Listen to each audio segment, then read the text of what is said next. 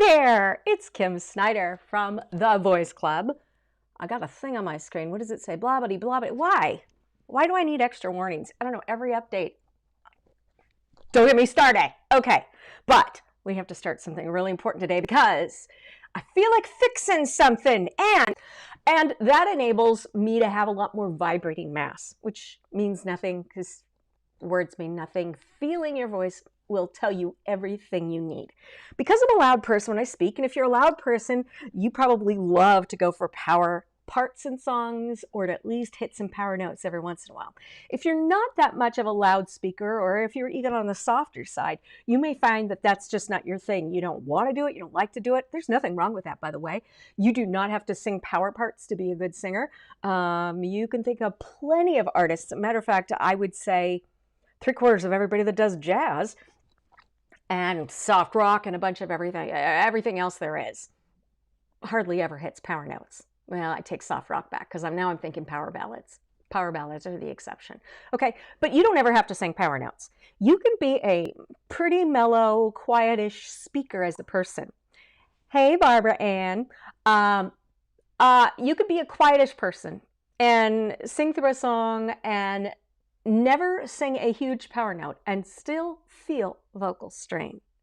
Now, the most important thing you can do as a singer is to know that there are no exercise fixes on anybody's YouTube channel, including mine, that exist in the world that are going to fix your strain magically. But I'm going to tell you 2 things in our quick win tip at the end of this video today that are going to start changing the way you approach the note, which is going to physically, anatomically change the way your body approaches the note. And that's what will fix vocal strain. There is no magic exercise. There is no magic scale. There is no magic, you do this many times. All those things are man-made guesses at best attempts for quick fixes. And guess what a quick fix is? It's kind of like my car that never really goes to the shop and gets fixed. We just keep, charging at night and hoping it works in the morning. And you know what? I can put that battery charger in, even from the inside now, and it will start the car. The car isn't fixed, but I can start it back up right now. That's what I think of vocal exercises and all the vocal tips online.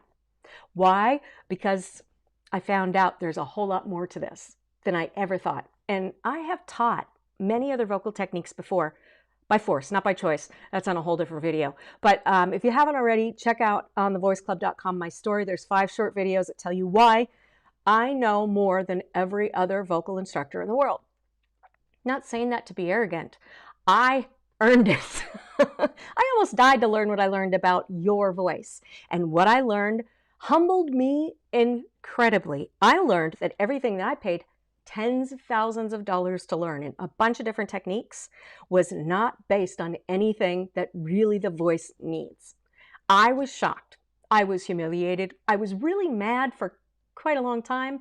And then finally I realized when I found what did recover my voice after Doctor ruined it twice, I just thought if I survive, hey Mindy, I thought if I survive, I'm going to tell every singer in the world about this. So it's not that I'm better than anybody. I've had opportunity to see stuff in the voice that even scientists haven't gotten to study yet. So check out those videos. You'll know why I'm saying that. And you'll know why I don't give quick fixes, but I do call them vocal quick win tips, because what we do is I give you a few things that will help you to start down the road so that you can feel what your voice needs. And at the end of the day, that's the most important thing you can ever do, is get in touch with how your voice feels. Just like how your hand feels when you touch a hot stove. It says, not good. Same thing with vocal strain. Okay, it's all glitchy, Barbara Ann says. YouTube, you can check out youtube.com/thevoiceclub. Also, thevoiceclub.com. I've noticed in the last couple of weeks, internet overall is getting glitchy. I don't know if everybody just has decided they're going to spend 24 hours a day on the internet, and we're probably all competing for the same high bandwidth. I have a feeling that's probably what it is. But let me know if it still is when you switch over. Please let me know, Barbara Ann. I want to make sure that doesn't happen. Oh, by the way, I found the video for Harmony. it didn't get recorded. We had a power outage in the area and it disappeared. So I don't have the high def recording, but I did find a capture of it online and I have posted that. So if you weren't there live for our Harmony Live session, I thought it was gone forever and I have just put it up. So it is there on the whole list of everything. Okay. Did you know that you can keep your vocal power without vocal strain? By the way, if you see me, this is my sticky note because I'm a loudmouth, I'm a big personality, and that requires a big sticky note. This is my note for today. This is how I'll do it. I had like 3 songs that made me think of vocal strain yesterday, but I'm going to use Don't Stop Believing today. If you think of one that's been bugging you, put it in the chat window, and maybe I'll give you an example of how to fix that one too, okay? You could sing with power. You do not have to strain. And the quick win tips I'm going to give you at the end of the day are going to help you stop it before it starts. It's super important that when you feel something that is uncomfortable, let alone painful in your voice, that you really pay attention to it. Now, a lot of times we don't because of 2 things. One, we think there's nothing I can do about it anyway, so I'm just going to ignore it. That's how I have to get to that note. I can't help it, right? So we brush it off, brush it off, brush it off. But if you put your hand on the oven and just say, well, it hurts, but I need to touch the oven. I need to touch the oven. Maybe you need to reach into the oven, but maybe the answer is an of glove. I'm just saying, if you got to go there, there's a way to do it without damaging your body. It could be that you're just ignoring it because you feel there's no other way to get there to that note or that place in the song. Or it could be like my main problem, which was somehow along the line, I don't know if I picked this up from other singers or if I deducted this from the lack of understanding, having no access to other information out there.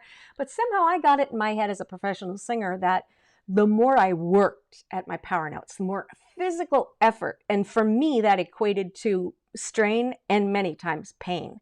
The more of that I felt, the better I was singing. I literally somehow came to that conclusion. If I actually couldn't sing or talk for a few hours after I did a show, I kind of felt like I had done something wrong. Okay, is it working on YouTube better for you, Barbarian? Let me know. I don't know if YouTube's being glitchy. I mean, Facebook's being glitchy, or if it's my super high speed broadband has been doing funky things lately. Okay, so we talked about in vocal damage. We talked about different kinds of vocal damage. I know everybody that's been out ever for vocal surgery, the usual singers, oh, we just go have vocal surgery. It's really important you understand how to protect your voice, and you do not ever, ever, ever want to have vocal surgery. What they don't tell you, and they never told any of them either, is that every time they touch your voice with anything for any reason, even when you get intubated in an outpatient surgery, it changes. It very likely can change. Definitely vocal surgery. Intubation many times can physically permanently change the structure, the anatomical structure of little tissues and blood vessels and things in your throat. So you have to take it really seriously because doctors don't. In fact, I'm putting together an email series right now, and I'm going through all medical stuff of how to protect yourself in the healthcare system so that you make sure that you don't damage your voice from non-singing things.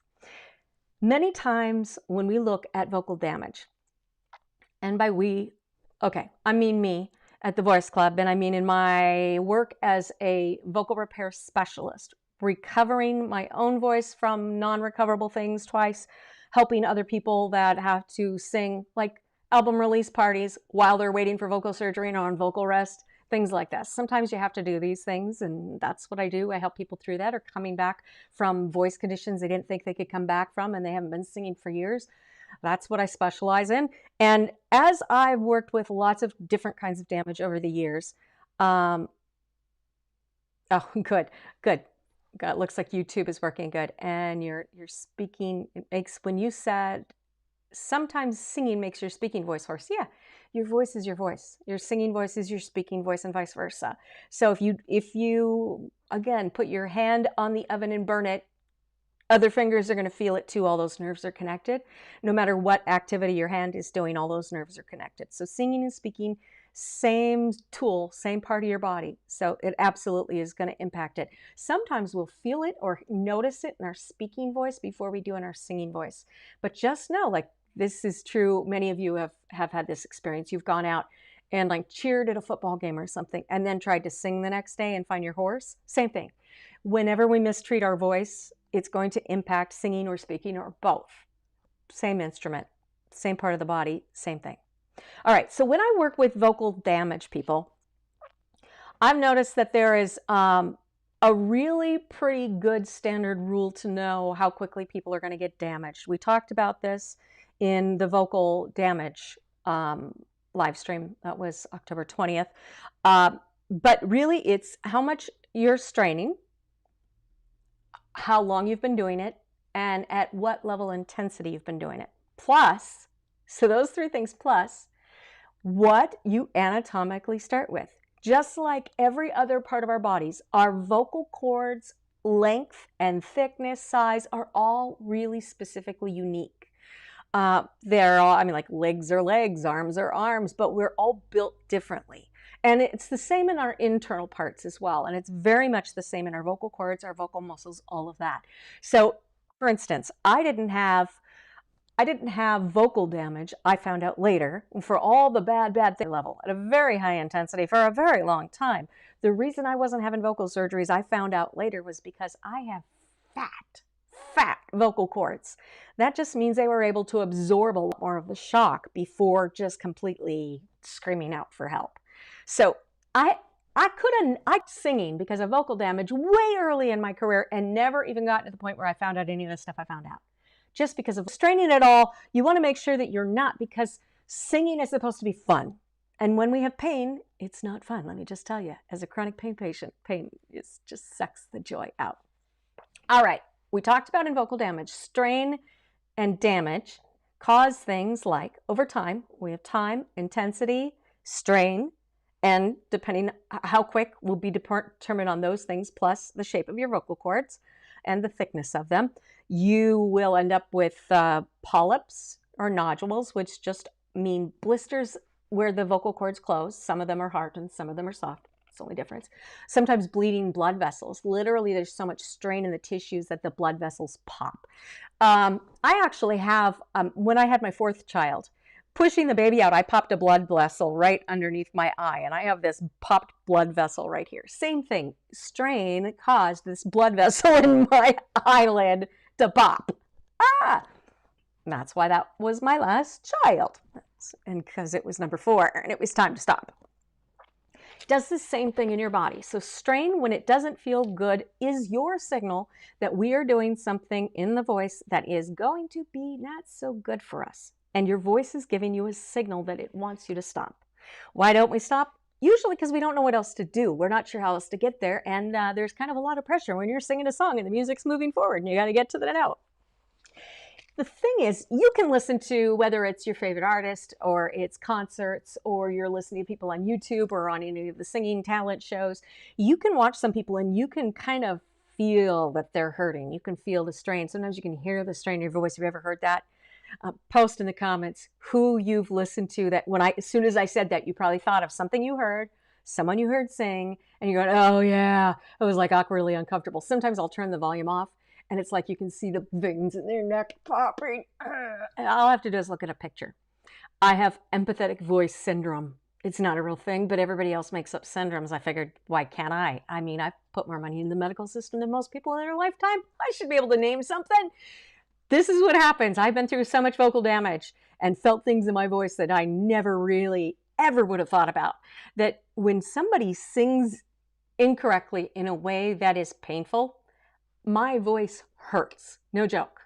If somebody approaches notes wrong, my voice hurts. That's why I can't watch singing TV shows. Before I don't like it in my ear, and usually the first thing is, I could fix that in 60 seconds.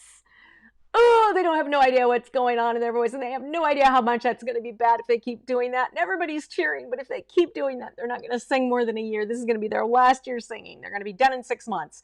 That's what I think. And then I hurt, and then I say, I don't want to hurt watching these shows, and I turn it off. Great examples. Kelly Clarkson, there's a reason she's no longer singing and actually quit years ago. Many vocal surgeries for vocal strain, which caused vocal damage. Adele, many. And Adele has a gorgeous voice, right? Very gorgeous quality. Some of the quality of her voice actually comes from the scar tissue from the damage in her voice. That's not always the case when you hear a raspy voice, but A lot of times it is. And yeah, you don't want to get vocal damages so you can have a raspy quality in your voice. That's the bad way to do it, because vocal damage limits what your voice can do, and a lot more than you think it will. Another one is Aretha Franklin. There's a lot of singers that start out great and they're actually singing in a really healthy way, but they don't know what they're doing right. And because they don't know what they're doing right, they're doing well and they're getting praise for it. And this was definitely my case too. Everybody liked my power sang, so I just kept doing more of what I was doing.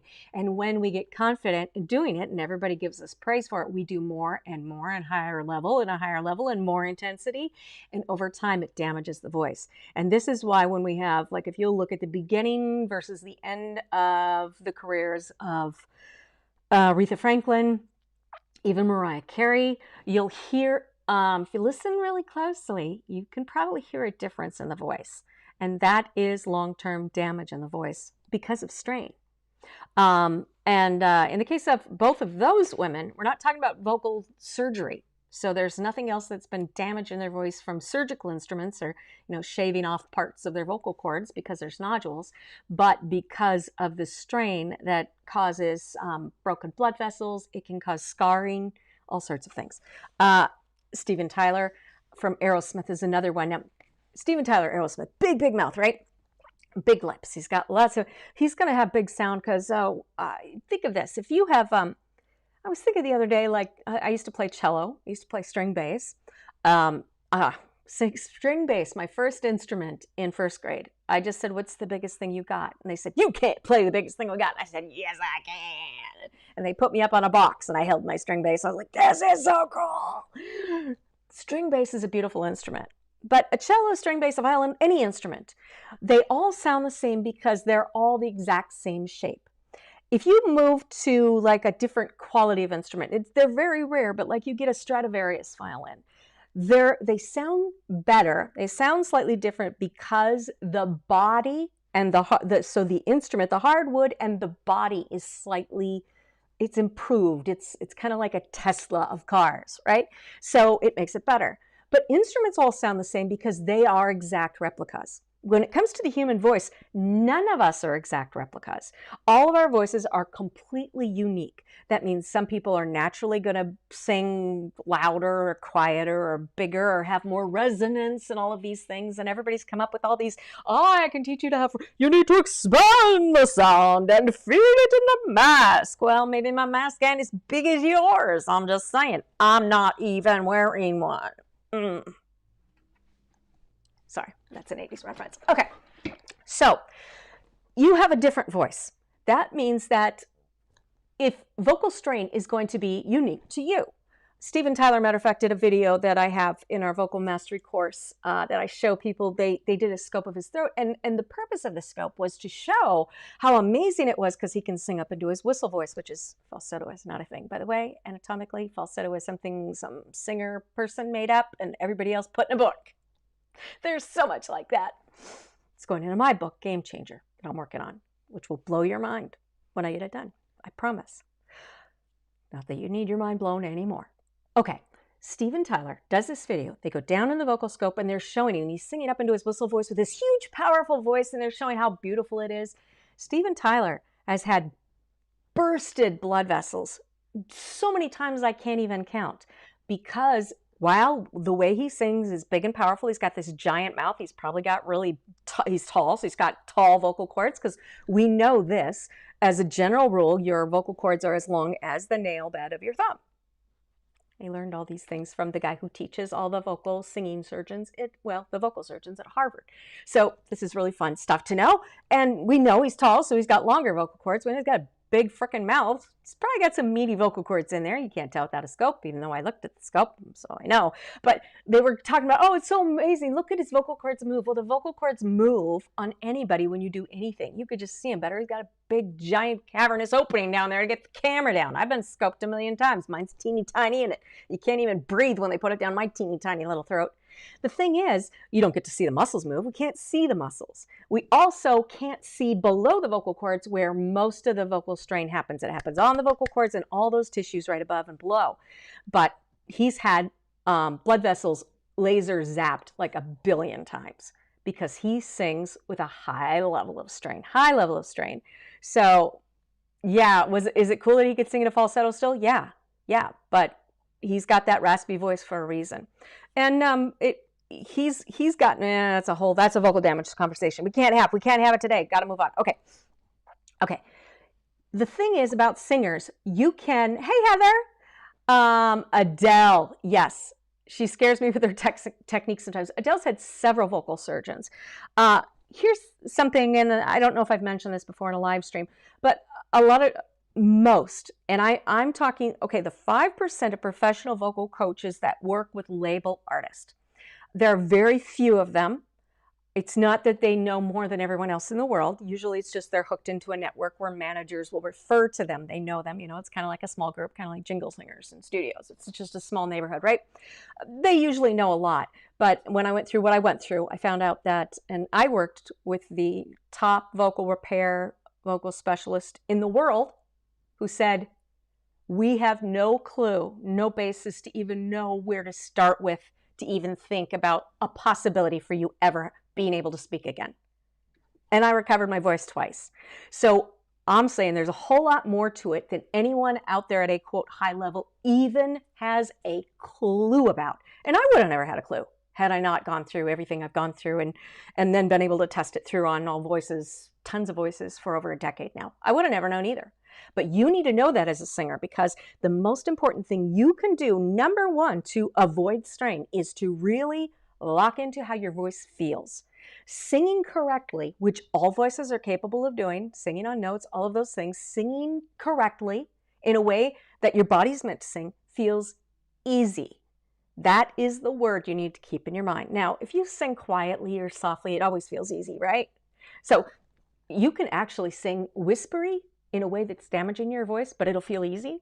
But you know what I mean by easy. I don't mean effortless, like I'm not gutless. I guess that's gutless would be the opposite. But I mean, I'm singing, that's my favorite song. I've been working on that one. It's something I'm writing. It's not right there yet, but I'm close. Okay, all of that should feel easy. And we know when we go sing songs for fun, and I'm going to give you the example of Journey's song, Don't Stop Believing, because this is one song that no one has ever stopped believing you can sing without vocal strain. So that's a great one to use. We sing a song, some parts don't feel easy. Now, most singers, and by most I mean well over 90%, with the exception of people that have found me on YouTube, have never even thought about feeling how their voice feels.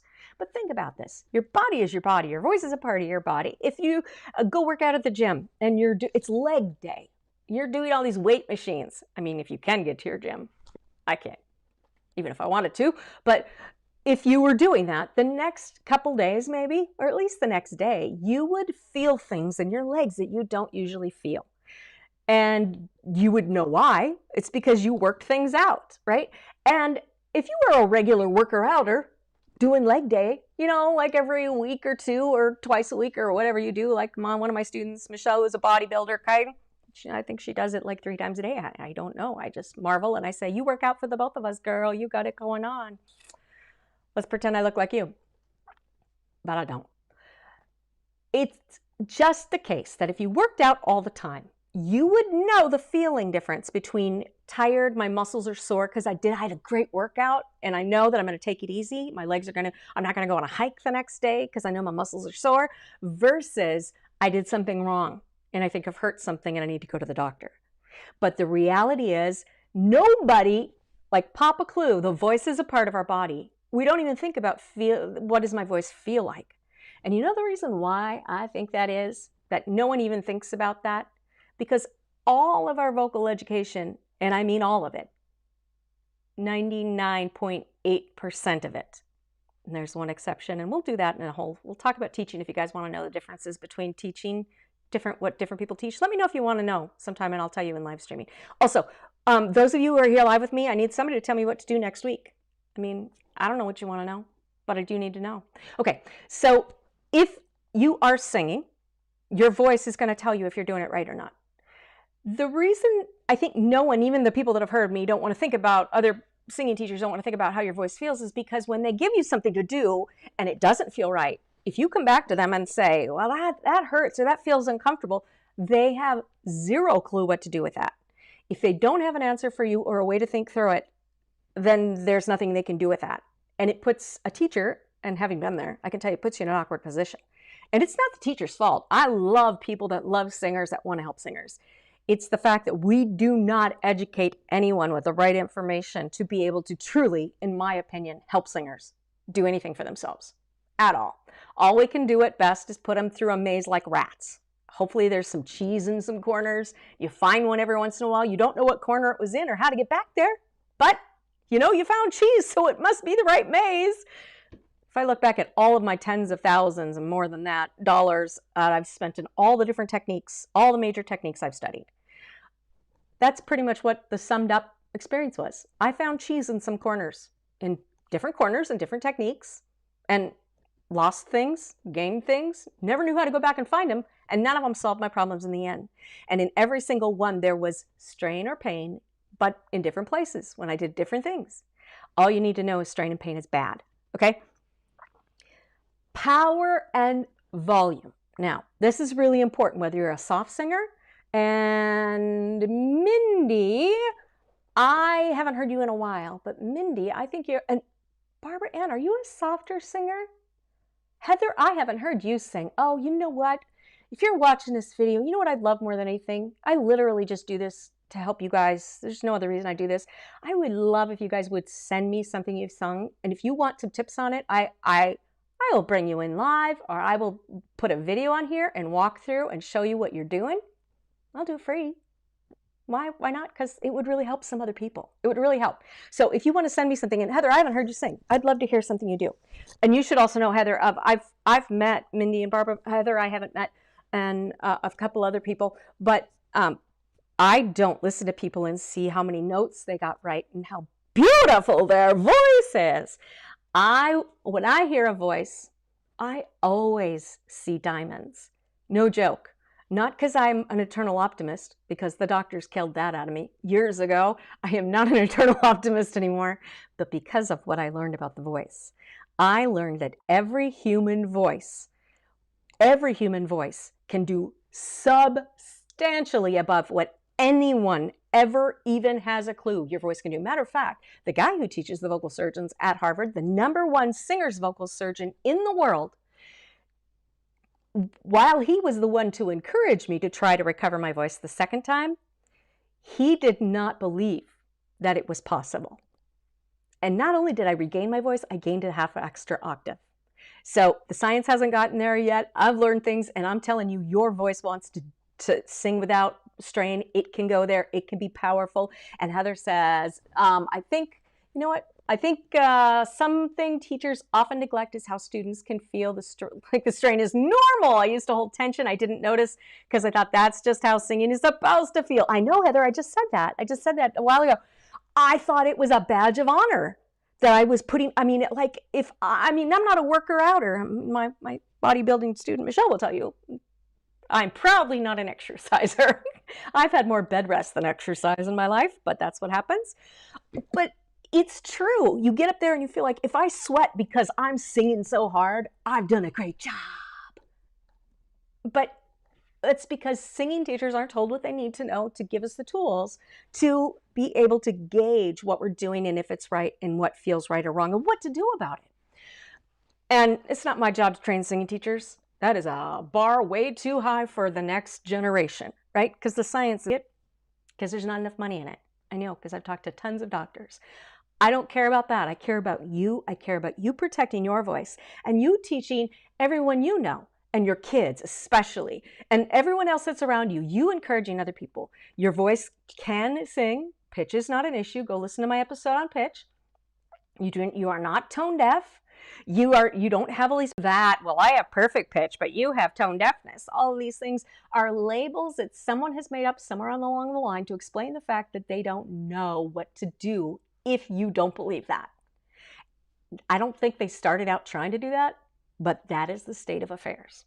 Okay? So when you feel strain, I want you to listen for this. Everything you sing, say, how does my voice feel? Does it feel good? Does it feel easy? Then it should be fun. And whenever I don't even care if it's a really horrible note that comes out of your mouth. Does it feel easy? Pay attention to that, especially when it's powerful. Sometimes, and this will happen more often, not in song, like when you're goofing around with your voice and stuff, than it will in song. But when you're making sounds and you make a big sound that's powerful and it doesn't feel strained, I want you to pay attention to that. For one, it's really important. Our voice can do so many things. The reason it doesn't is because of what we put in our brain. We put all these other singing rules in our brain. And believe it or not, just like other organs in our body, and the voice is not an organ, but it's a part of the body, your vocal anatomy cannot do what it is capable of doing until the brain okays it. This is the problem. The problem is what is in our brain. And the problem with what is in our brain is the mass amount of misinformation based on the fact that, believe it or not, science isn't even advanced enough to tell us half of the stuff I've learned through my own experience.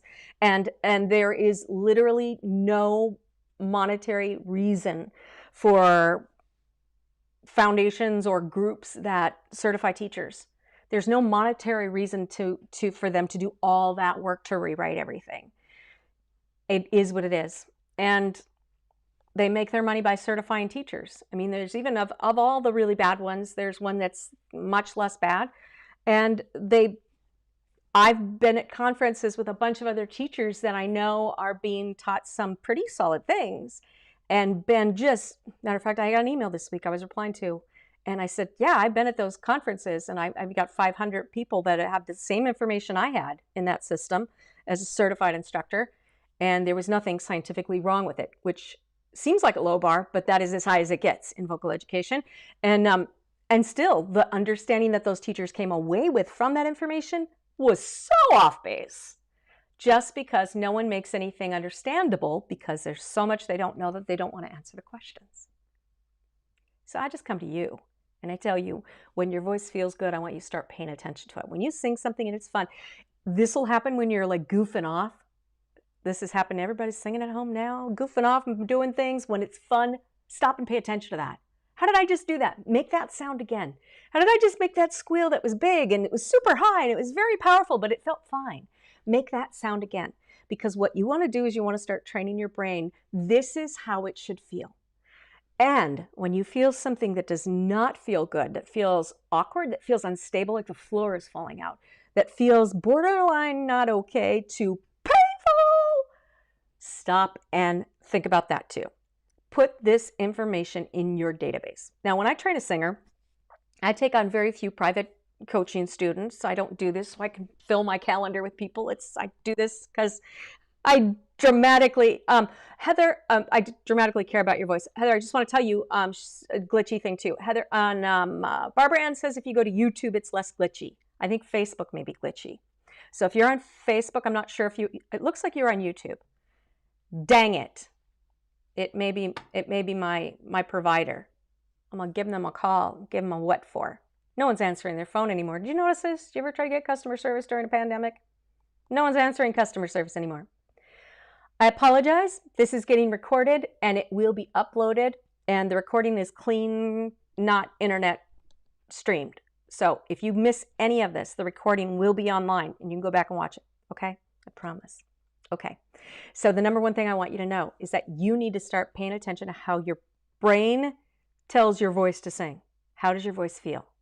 When I work with my private coaching students, I tell them what I do is I take your old brain database, and if I'm going to work with you, I'm going to delete it like an old, bad, corrupt hard drive. I am going to completely delete it, and I'm going to rebuild your database. That's what I'm going to do, because the database is not something that can be built upon. It is corrupt. All the singing rules we have told teachers, singers, for generations, are not built on the truth. Good, I'm going to get you a video. When you get over your cough, good. You know what? Coffee in the middle. Sometimes people will sing stuff and they're like, I'm sorry, I have a cold. I can hear through anything. I've got like a crazy great ear. I actually had to do this as a coach before they stole my voice twice. But what I have learned about feeling the voice, and I hear things that I know I would not be able to hear if I hadn't gone through what I went through. So you could do it with a cough, Barianne, and I could pull that out in my head totally. And Heather, I want a video from you too. Okay, so I would prefer that your singing database gets completely erased, but I can't do that for everyone. I do this training just to do the best I can. So what I want is for you guys to think about how it feels. Always think, how does it feel? When you get an example in speaking and singing, same thing, voice. Anything in your voice that feels easy and feels like loud if you like to sing loud, or high if you like to sing high and you're having trouble singing high. Think about how it feels when you make those sounds that they feel easy. And stop and notice and like put a marker in it when it doesn't feel easy. Okay. Yes, I think for all of you, I think the stream is lagging a little bit, clearly. I'm seeing a lot of comments. So the answer is going to be when I upload this video, there won't be any lagging. I apologize if everybody wasn't home on the internet. And I see a couple of you saying this, the lagging is clearing up now. Close everything else on your browser. I always restart my computer fresh before I live stream. And I know when I teach online, I always suggest that everybody else do that as well. Looks like I need to take my little ticky sounds off too. Okay, if you have song examples, now is the time to give them to me. I'm going to give you an example of what happens in Don't Stop Believing. I hope I can remember the words. I did this I did a teen star camp and a kids star camp one year. We did, and then I did a Glee singing camp. I took a bunch of kids in 1 week. We taught them 10 songs, complete vocal technique, harmonies, kids that had never harmonized, and choreography, and we put on a show at the end of a week. It was really fun. But I taught them Don't Stop Believing, and we taught them harmonies. And if you go back and listen to our harmony live stream, when I talked about the most effective way to learn harmony, that's how I got 100 kids that didn't harmonize to harmonize in a week. That's how we did it. So we did Don't Stop Believing. I saw this all over the place. I see this, doesn't matter how old you are or what kind of music you sing, or if you're a soft speaker or a power singer, doesn't matter. Everybody does this in this song. Okay, so we've got, it starts really nice. And in a lonely world, da, da, da, da, da, da, da, da. So the verse is really chill, and we're like, oh, I can sing this all day long. I'm great at singing all these songs, da, da, da, da, da, da, da, da, da, da, da, da. And then Don't Stop Believing, but we're not singing there. We're singing Journey. Don't stop believing. And then if you hear guys sing this, sorry guys, it's usually guys. You can see the veins pop out in your neck. I don't know what it is about your necks. You're just extra longer. I don't know what it is. You can't usually see this in girls. If you look, you can see them doing this, but you don't see the veins pop out. You usually see that in guys. Anytime a guy sings a Journey song. The guy, I can't remember his name, I think he's from the Philippines, that filled in for Journey after the original singer was no longer with him, was from the Philippines. Sometime, if you guys are interested, I will show you guys how accents have to do with how easy you sing. Where you come from, your country of origin or part of the country in that country will impact how you sing. And I can rule down where you're from sometimes on how you sing. But if we get people in the Philippines, we'll find that they can sing this much more easily. And it has to do with the number one rule for why strain is there in the first place. Would you like to know what it is? It's the reason. It's the reason for all your pain and all your strain. It's not the note. It's not that the note is too high. It's not that you're not a good enough singer. All of that stuff is just misinformation because somebody didn't have the answer. The reason it hurts is not the note. It's because of the way that you approach the note. Think about an airplane. Let's go further. Let's think about a military, one of those, I can't remember the movie, Tom Cruise, Top Gun, there we go, Top Gun. One of those MiGs, one of those, okay, one of those. You're filling it in for me. I don't have to remember it. Thank you for doing the work. Okay, let's just say you're a pilot for one of those. Now, while you're learning how to fly, sometimes it's hard to get the airplane off the ground. And you gotta push the lever at the right time and the buttons. I don't fly, so I don't know. But I'm guessing, I know there's a push and a lever involved because I saw it in the movies, and so it must be true. But I want you to imagine when you're going to these big notes, sometimes we think it's like we're mountain climbing. We're yanking the cord and we're going, yeah, trying to get up this mountain. But I want you to think like you're Top Gun flight. #1 airline guy, shades and all. And that high note is a chasm, a tiny little narrow chasm between two mountains. So a high note is not a mountain that you climb. or a big note. It doesn't matter, high note, big note, it doesn't matter what note it is. Wherever there is strain, this is the note. This is the place, okay? I want you to not think of that as being this thing we have to ascend to or ramp up to or like, got to get going. I want you to think that you're flying that little plane and you've got to get through this little slit, this little chasm in this wall of rock to get through to the other side. What is the other movie where they're doing this? There's lots of movies where they're doing this and they chase them through these little tunnels and the little planes are whiz, whiz, whiz. What do? Do they go wham and run into the rock? No. They go whew, whew. It's kind of fun if you think about it. That's the approach that gets you through a narrow space, a tight space, a chasm, a difficult space. When we get to a place where strain happens in a song, it's a difficult place. There's a lot of reasons that it's difficult, but really the number one, and really all of the reasons come down to your approach is wrong. There's nothing wrong with your plane. There's nothing wrong with the pilot. Your body is fine. You are a singer. The problem is your approach. And if you don't change the approach of that plane, you will smack into that rock and it's gonna hurt. I should check all these and see. We see, Heather says, I feel like vocal teachers are best when they themselves have been through vocal pedagogy. Pedagogy party. Have you heard my comment about pedagogy parties, Heather? So true. Sorry, I'm reading comments. If you're watching this, if you're on YouTube and you're commenting on YouTube, you're going to see the other people's messages in YouTube. And if you're on Facebook and you're commenting Facebook, you're going to see those in there. So if you don't see all of them. Okay, good. Glitches are clearing up. That makes me happy. Okay, so what is the number one reason that you have pain and strain? Your approach is off. Your voice is fine. It can totally do it. You're a singer. It's not the problem. The problem is your approach. Why is your approach off? Because if you've never taken a voice lesson in your life, you still have gotten the same crappy vocal education that everybody's that's paid for it has learned. Matter of fact, I know this to be absolutely definitively true because I've trained tons of people over the last 10, 11 years now. From I am not a singer, those are my favorite ones, to I have 3 vocal degrees and I have studied for decades, okay? I have studied with them all, professional singers that have never taken voice lessons before to, everybody in between. Hands down, definitively, 100% of the time, the more vocal education a person has had, the more problems they have, the bigger problems they have, and the longer and harder a process it is to fix. I haven't found one yet that I can't fix, but it's because I understand the depth of the problem and where it's coming from. I know from teaching other methods before, and it's the long story of I never wanted to be a voice teacher. It wasn't my goal. It still isn't. Still don't see myself as a voice teacher. I don't do that full time.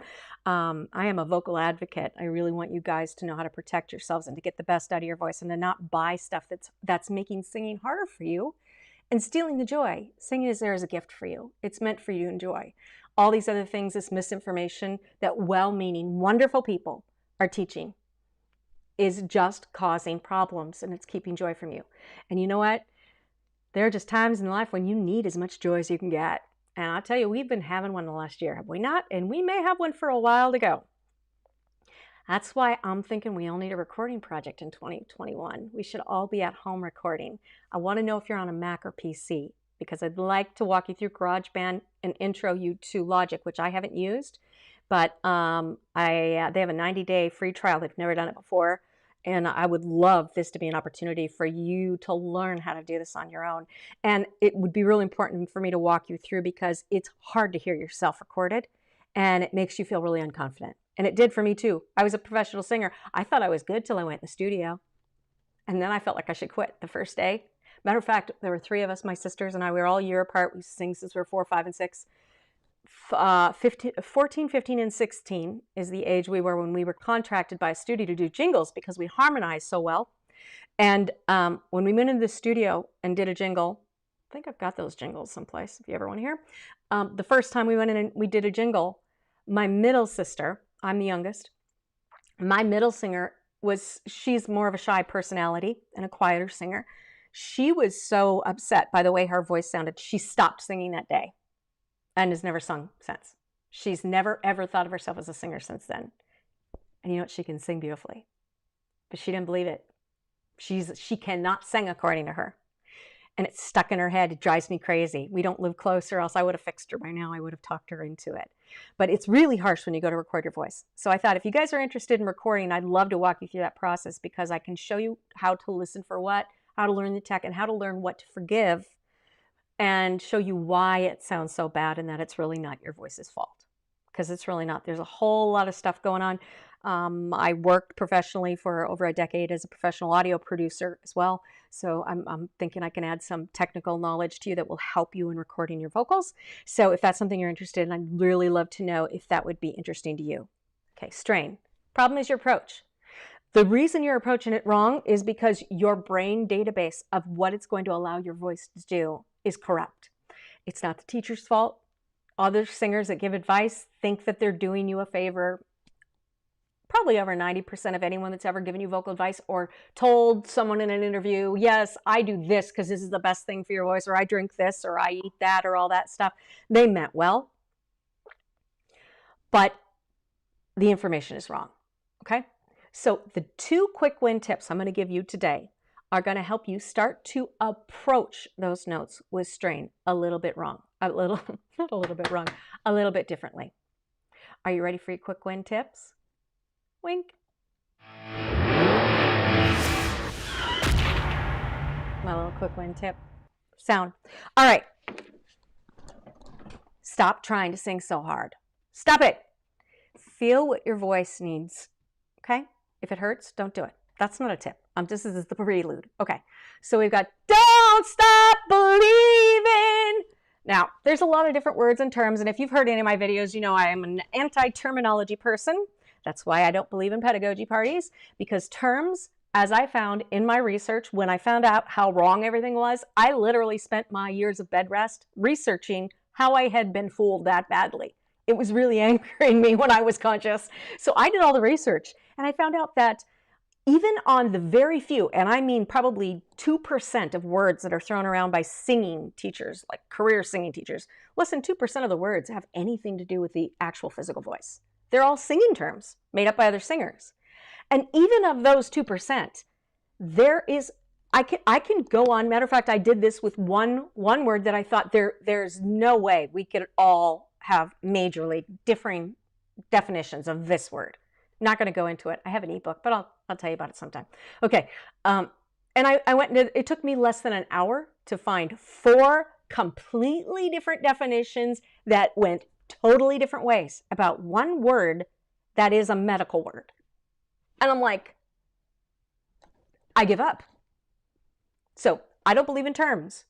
Terms, when you learn the definition, you can say it. It probably doesn't even mean what you learned it does, or it's been, someone else will say to do it. This is why you get to a lesson and they'll be like, put it in the mask. And you're like, okay, what does that mean? How do I put it in the mask? Do it like I do it. How do I do it like you do it? And you think you figured out how to do it, and you do it. And then someone will also say the same thing. Well, put it in the mask, and you do what you did before. And they're like, that's not it. And you're like, I must not be a singer. So no terms, no words. So when I use terms and words, I just understand the best thing you can do as a singer to protect your voice and to get the best out of it is feel. How does it feel? Pay attention to when it doesn't feel good. Now, when I go, don't stop believing, it doesn't feel good. It really doesn't feel good. Okay? Now, if I did that at full volume, I'd blow the mic out and it would really hurt. So I'm not going to do that because I don't like hurting. Okay? When you feel like that, you know this. Put this in your new singing database. When does it feel good and when does it feel bad? When it feels bad, oh, I just lost, sorry, squirrel, lost that one. Okay, when it feels bad, my approach is off.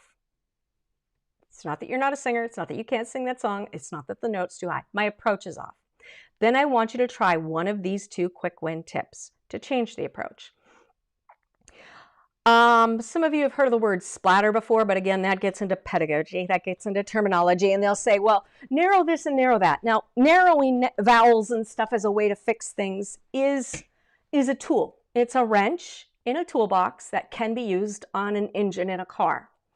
But a wrench can be used on the wrong thing at the wrong time in the wrong way. So if you've heard, this is why I really struggle with everything else that's out there, because just because someone used something in a good way doesn't mean that everyone else is using the same thing in the best way at the right time for your voice.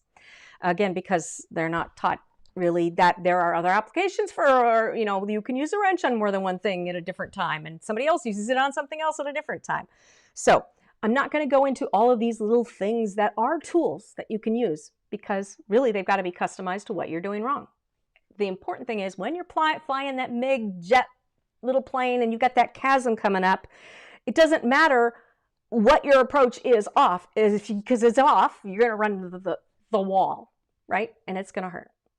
So the first thing I want you to do is think of the area where it's, by the way, where you feel that strain, the approach is off before that, okay?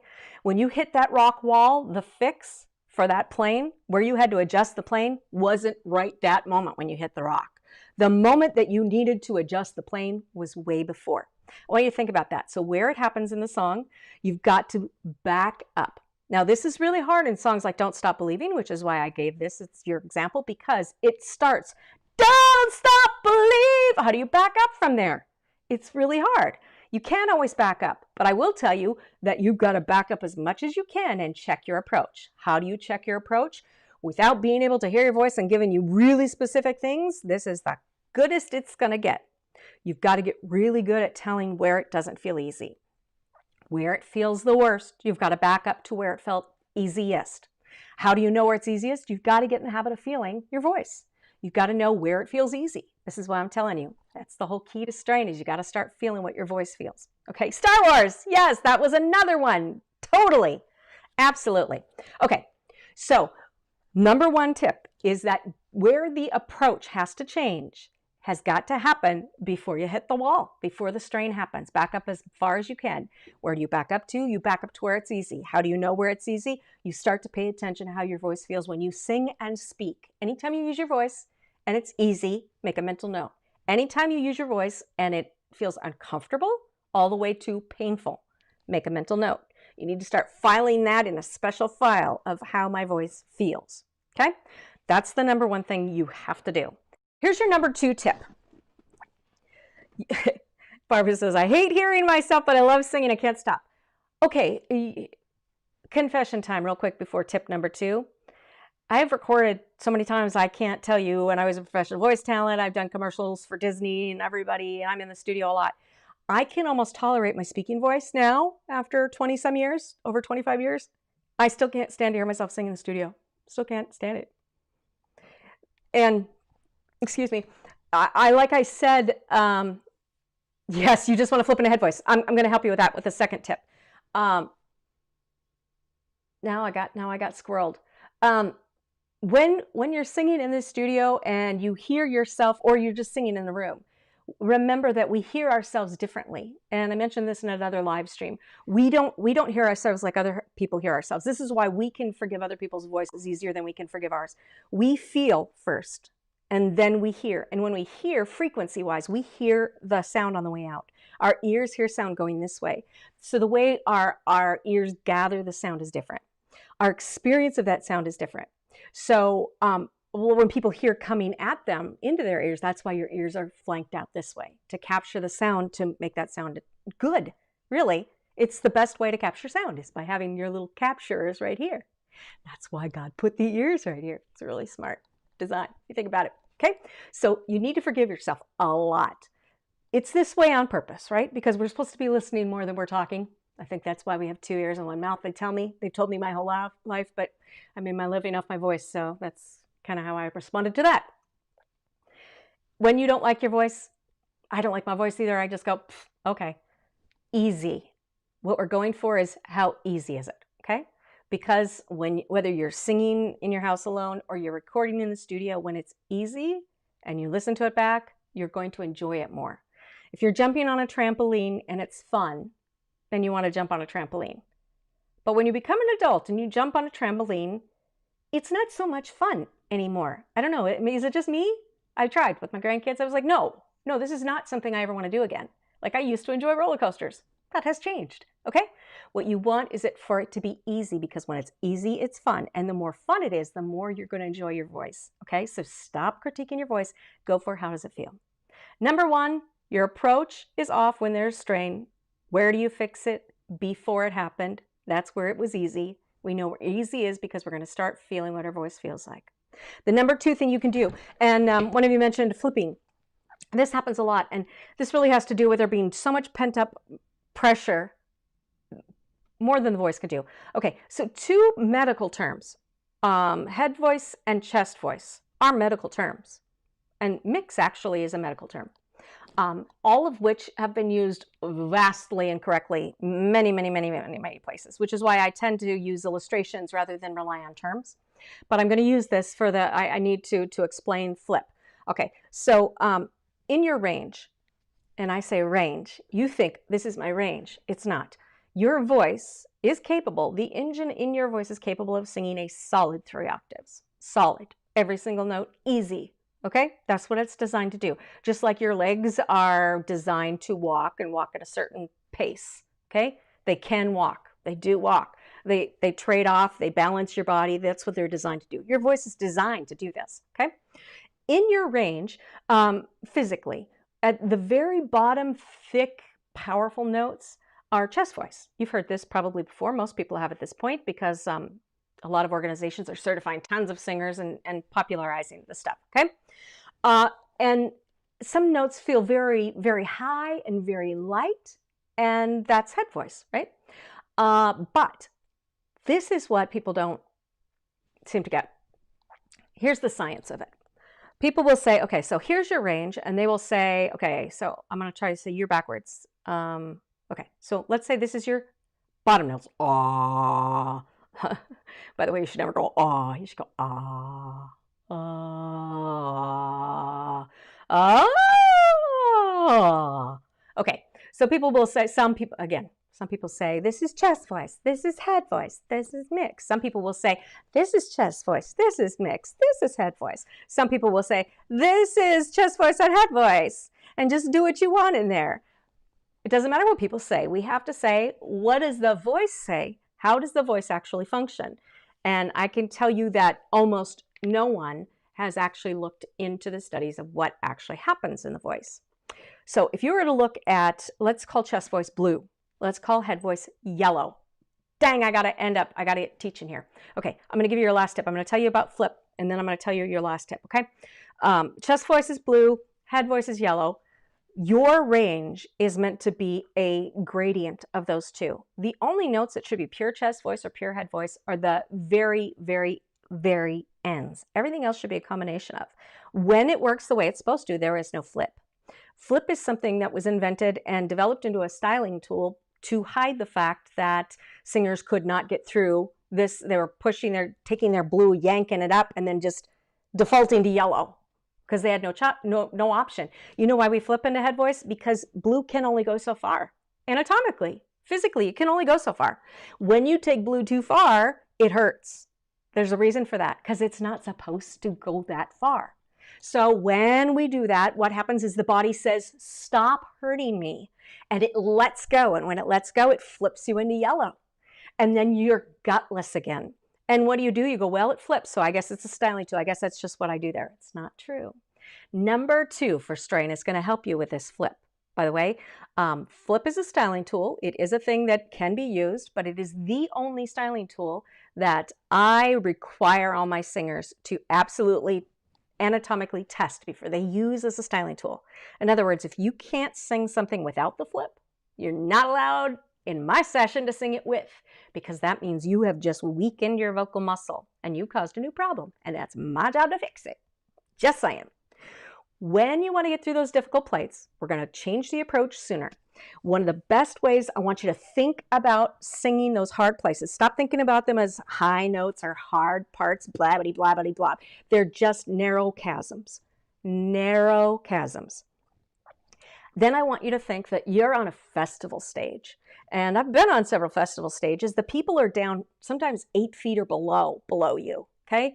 There's a mass of people out there, and I want you to imagine they're all your favorite family members that love you and would never say you sing bad, okay? Because this just makes it more fun, Okay? It's all everybody who loves you most, who would never criticize you. It's all your grandparents. And, you know, multiplied times kabillion, you know, like digitally multiply them. Those are all the people at your feet. So if you're going to sing, don't stop believing, well, they're down there. So don't do this. Hard parts are not up here. This actually makes us take blue and yank it up, which causes problems, which causes strain, just saying. So instead, we're going to go, don't stop believing. Okay? I want you to think narrow, not because we're doing special vowel narrowing things, although that is a tool that can be used in some places and sometimes, depending on what's going on in your voice, and about 15 other things. So there is no blanket answer for that. But in general, I want you to think narrow. Don't stop believing. Now, really quick before I let you go, can you sing wide on vowels and still be balanced in a healthy voice? You actually can. That's why you can't use that as your decipher of, oh, well, I saw them going like this. They're pulling all over the place. It's not true. I can actually go really wide with my face, and I know a lot of other singers that can, and completely sing in a balanced, easy voice. Okay? But most people don't. So because most people don't, and chances are you probably don't either, it's a great chance to say, we don't want believing, and we want don't, which we usually start like this. So don't stop believing. I'll give you a secret, super secret tip, and then I'm going to leave you, okay? I call this my splatter check test. Okay, finger, thumb, finger, finger. Or your lips come together, right? When you're talking, you're doing anything like this, if you just put your fingers here like this, you'll feel what narrow is to you. Your balanced voice. Like when you're singing, no, not when you're singing, but when you're speaking, you're talking, like just go A, B, C, D, E, F, G right now. Okay, you'll notice that the edges of your lips really don't move that much. Now go A, B, C. Yeah, you feel them moving, right? That's the difference between when we speak and when we sing. The approach is completely different. Now, if I go, don't stop believing, I want to blow the mic out here, I can feel that that's moving. If I go, don't stop believing, this isn't going this way. Now, you do not need to, despite popular opinion, you do not need to go, don't stop believing. Don't need to do that. You just need to change your approach back to neutral, back to normal, back to the way you talk, okay? I'm going to read your comments really super quick. Okay, it's like you're in my head. Yeah, I am, Barbara. I live there. And by the way, I don't say that I do vocal training. I say that I do brain training, but really the way I like to say it is that I do brain control, basically. I'm a brain controller. That's what I do. Okay. Actually, I did a lot of work in neurology after I learned what I learned about the voice. I went and I also had brain damage from almost dying of septic shock. So I met with tons of neurologists, and we were working on trying to get my brain to come back alive and all that stuff over the years. So I was really absorbed in the whole neurology of how everything worked, trying to get my brain back. And it just like all melted together into this, oh, that's why for the voice. It's neurology. Neurology drives the voice. Duh. The voice, oh, it works like the rest of the body. Duh. I mean, really, I was like, this is duh. Why are we not teaching this? Okay? If it doesn't feel right, it isn't right. If it's wrong and it hurts, stop doing it. Where do you stop doing it? Before it happened. How do you stop happening it? You start paying attention to how your voice feels. Start building a new database up here so that when your voice says, hey, am I okay to go here? Your brain knows to say, no, that hurt last time. Not, well, I guess. I mean, how else do we get there? And then what is your other option? Your audience is all people that love you, and they're all down here. And use the splatter check test. You know what this fixes? This is a magic thing. Don't tell people about this because I want people ripping off my tools. I always know when they do because I make up stuff, right? If anyone else uses it, I know it's mine. And I name all my stuff differently just so your brain doesn't compete with old bad information. That's not so. I know when someone steals it, but I do know when people steal it, and they do. Okay, so when you do this, here's the funky thing. If you're singing, don't stop believing, and then you get used to doing this, and you go back to singing, your voice, your brain will stop your mouth from doing this before you have to stop and think about it. And here's the problem with a lot of vocal advice. You cannot, your brain is not built to be able to give the street lights, the red yellow and green signal to your vocal anatomy to do what it needs to do, and think through every vocal concept, and remember a list of rules and check marks. It cannot do that, and remember lyrics, and remember notes. This is why it makes it so hard and unpleasant to sing and causes a lot of vocal problems. We need to get out of our way. Our body knows what to do. We need to pay attention to how it feels when it feels right. We need to make sure that we have the approach right, change the approach sooner. What is the approach? The approach is easy. What does easy feel like for you? Start finding out. Make sure you use this, and you'll find out when you're making it hard. And whenever a difficult place comes up where you've had strain before, sing to those people there. Sing to the people you love. Don't climb a mountain. Mountains are hard. Okay? Thank you guys so much for joining me for the live stream. No one's told me what you want to learn next week. Maybe I skip it? I don't know. What do you want to learn? Oh, by the way, I'm working on a series for you for the month of November. It'll probably be in addition to the live streams on how to sing Christmas songs. I did a poll on YouTube of what is the hardest song to sing. I got Oh Holy Night. And I've got about 4 or 5 others I'm toying with. So I'd like to know what Christmas songs you'd like to learn how to sing better, faster, because that's what we do at the Voice Club. Teach you how to sing everything better, faster. Why? Because we can. Okay, leave your comments. And thank you so much for your smileys and your hearts and all that stuff. That keeps me doing what I'm doing, because otherwise I would just stay in my pajamas from the bottom to the top. Thank you guys. I'll see you next week at 11. And I haven't seen a post yet, so someone ought to tell me what I'm doing. Or I will just show up, and who knows? Who knows what to expect. See you next week.